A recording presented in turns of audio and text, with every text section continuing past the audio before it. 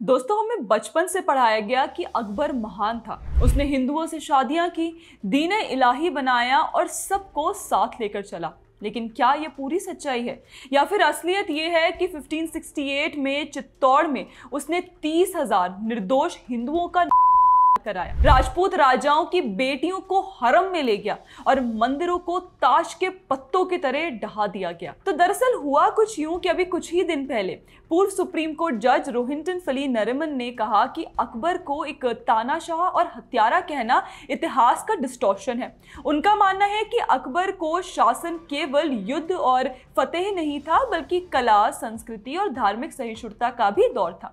उन्होंने दीन इलाही जैसे प्रयोगों का जिक्र किया और चेतावनी दी कि अगर हम अकबर को सिर्फ तानाशाह कहेंगे तो हमारी संयुक्त विरासत पर संकट आ जाएगा। देखिए, ये पहली बार नहीं है जब नरिमन ने कुछ ऐसे विवादास्पद बयान दिए हों। 2022 में भी नरिमन ने कहा था कि औरंगजेब को कट्टर और शिवाजी महाराज को धर्म रक्षक बताना राजनीतिक चाल है। यहां तक कि बाबर और अकबर को उन्होंने फ्रेटर्निटी के बेहतर प्रतीक कहा। राम मंदिर के फैसले को उन्होंने ट्रेवेस्टी ऑफ जस्टिस भी करार दिया। यानी उनके बयानों में हमेशा एक झुकाव साफ नजर आता है। मुगलों के पक्ष में जोर और हिंदू पीड़ा पर चुप्पी। वैसे जिनके पिता ने ही अपने वकालत के कार्यकाल में विवादित पक्ष लिए हों, उनके बेटे से भी हम ऐसे सनसनी बयान एक्सपेक्ट कर ही सकते हैं।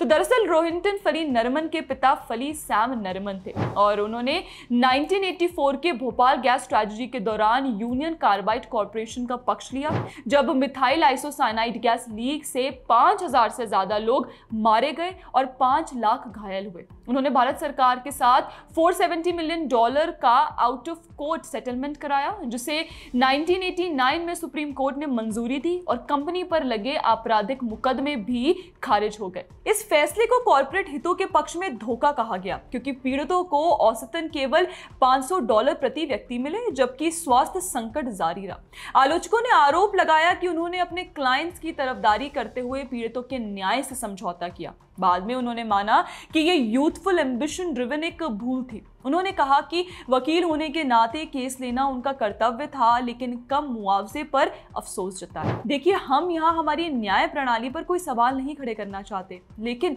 बड़ा अफसोस होता है ये देखकर कि आखिर क्यों हमारे न्यायाधीश एक आधारित सीमा को लांघकर ऐसे मुगल आक्रांताओं को रोमांटिसाइज करते हैं, जिन्होंने हिंदू मंदिरों को तोड़ा और भारत में हिंदुओं के खिलाफ खूब उत्पात मचाया।